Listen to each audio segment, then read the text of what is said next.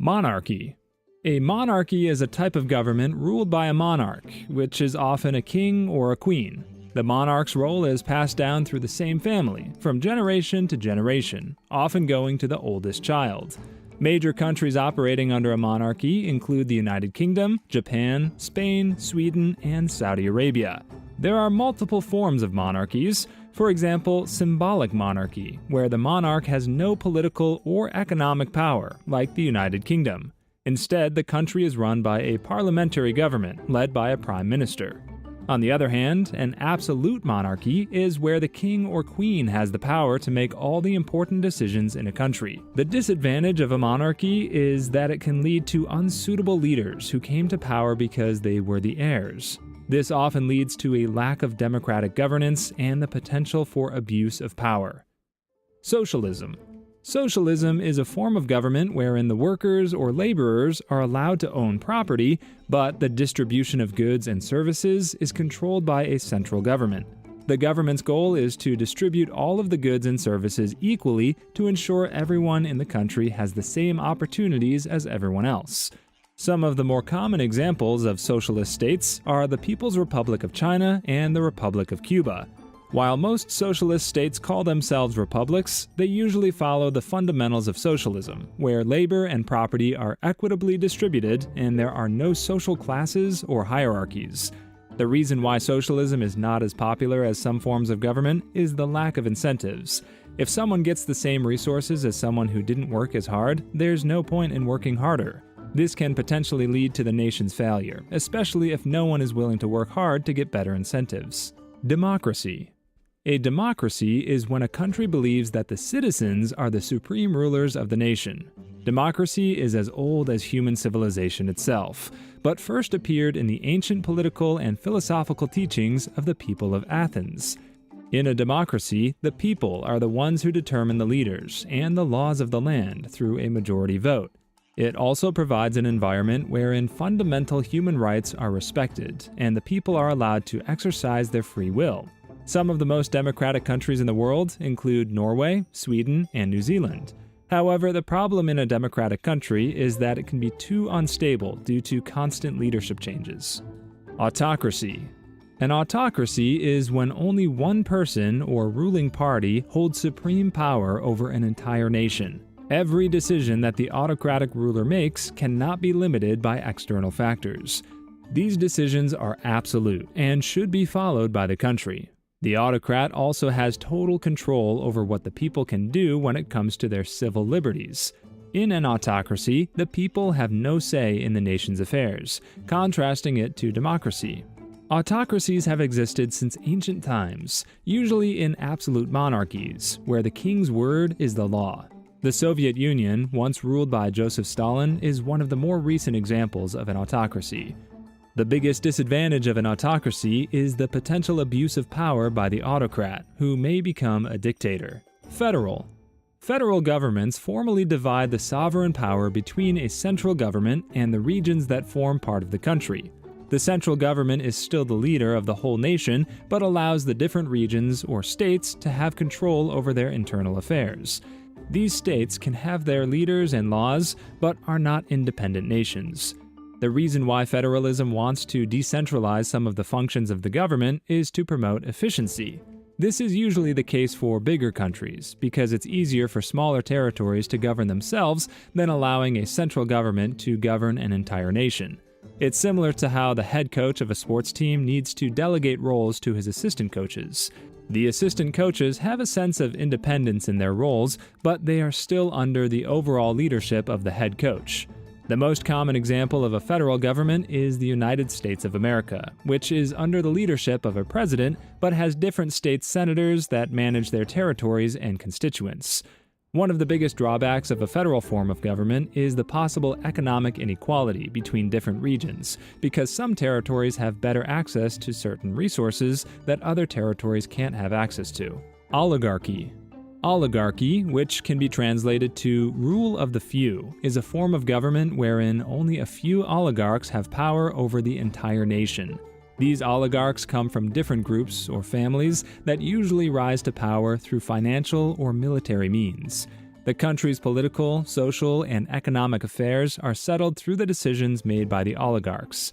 Oligarchies, unlike monarchies, don't formally pass their leadership roles to the next generation, but can still stay in power for multiple generations as long as they maintain their financial or military status within the nation. The USA is formally a federal government, but is often seen as an oligarchy by most people because of the influence that large corporations have on the decisions of politicians. Modern-day oligarchies often arise when large firms and businesses become too financially powerful. The worst part about oligarchies is the potential economic and social inequalities between different classes. Only the rich and powerful benefit from decisions made by their fellow oligarchs. Republic. The concept of the republic results from the ancient Greek philosopher Plato's teachings and has become the foundation of many modern forms of government. In a republic, the people have the right to the affairs of the country because it is believed that the state belongs to the people, and everyone in the state has an equal opportunity to take part in the country's decisions. It is only through the will of the people that the leaders of a country are elected into office. The leaders of a republic are representatives of the people and should be making decisions that favor everyone in the state.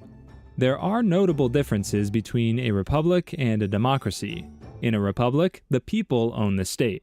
On the other hand, in a pure democracy, the people don't own the state, but are the sovereign leaders of the nation. A country can be both a republic and a democracy simultaneously. For example, the Philippines is both a republic and a democracy, but not all countries are republics and democracies at the same time. Canada is a democracy, but is constitutionally a monarchy. Republics also have their drawbacks because not all nations are culturally and socially suited for a republic form of government, especially if corruption and abuses are common among the leaders. Communist. A communist government believes in the concept of a classless society and aims to achieve it through the state's absolute control over the country's resources. The ruling party, often led by an authoritarian figure, controls all of the social, political, and economic decision-making in a communist nation. Communist countries believe in Karl Marx's teachings that a capitalist form of government would eventually destroy itself. As a result, the goal of communism is to achieve a classless society through the elimination of private ownership of property so that all goods and services within the state are equally shared by the people. There are currently 5 countries that practice communism in today's modern world, namely China, Cuba, Laos, North Korea, and Vietnam. One of the reasons why communism often fails is that it is prone to abuses and the restriction of human rights. Anarchism. Anarchies are often called non-governance because the key aspect of this form of government is the absence of a central government. The goal of an anarchist system is to not only decentralize the power of the government, but to eliminate the government itself, to allow the people to self-govern. The popular belief is that an anarchist government tends to be chaotic, but that's not the case, because one of the most important goals of anarchism is to allow people to volunteer willingly and freely to help one another for the improvement of the community. It is different from socialism or communism because there is no equitable distribution of labor and resources, but there exists an equitable right to self-governance. In most cases, anarchies rise from destroying a previous government just before establishing a new form of government. There is no true anarchist government today, but Somalia was an anarchy before 2006, when it had no national government. The problem with anarchism is that it can lead to chaos when everyone is only looking after their self-interests instead of helping one another. Presidential. In a presidential form of government, there is a separation between the different branches of the government, allowing the executive branch to have separate roles from the legislature. The president is the head of the executive branch and is tasked with the execution of the laws. Meanwhile, the legislature is the branch that's responsible for the enactment of the laws. Presidential governments can arise from republics and democracies. Most democratic republics have a presidential form of government. Some of the best examples of presidential governments are South Korea, the Philippines, Nigeria, and Indonesia. A presidential form of government's major downside is that too much executive power in one person can lead to abuse of power. Parliamentary.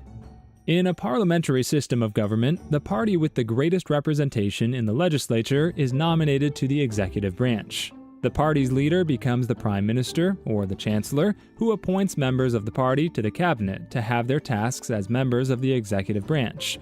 However, the ruling party does not hold absolute executive powers because the opposing party must challenge the ruling party regularly. The prime minister can also be removed from power at the will of the legislature or the ruling party through a vote of no confidence if the prime minister fails to uphold their duties. Parliamentary systems can also exist alongside different forms of government, such as a monarchy. Japan is a constitutional monarchy with a royal family acting as symbolic leaders, but has a parliamentary government led by a prime minister. The problem with a parliamentary form of government is that it fails to provide a stable government because the opposing party will always try to challenge the ruling party, leading to never-ending conflicts. Constitutional. A constitutional form of government is when a constitution acts as the foundation of the country's laws and systems. It is the constitution that defines the limits and functions of a government. In most cases, the constitution is enacted to extend the people's will.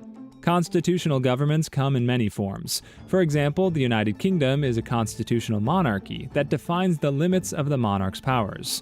The United States is also a constitutional government, but is a presidential form of constitutional democracy. However, the major weakness of a constitutional form of government is that every system or law in place has to be consistent with the Constitution. The Constitution has to be amended if vital laws need to be passed but are inconsistent with the Constitution. Totalitarian. The term totalitarian was originally coined by Benito Mussolini, who led the fascist state of Italy during his reign from the 1920s to the 1940s. A totalitarian system of government is when the government seeks to control everything within the country. This does not only include the political and economic matters of the country, but also the beliefs and values of the citizens. Theoretically, the freedom of the citizens in a totalitarian regime is suppressed. Totalitarian government abides by the belief that everything within the state should fall under the control of the state, and that no one in the state should ever go against the state. One of the best examples of a totalitarian regime in modern times is North Korea, which follows a totalitarian republic ruled by the Kim family for 3 generations already. Like socialist, autocratic, and communist governments, a totalitarian regime is prone to human rights suppression and abuses.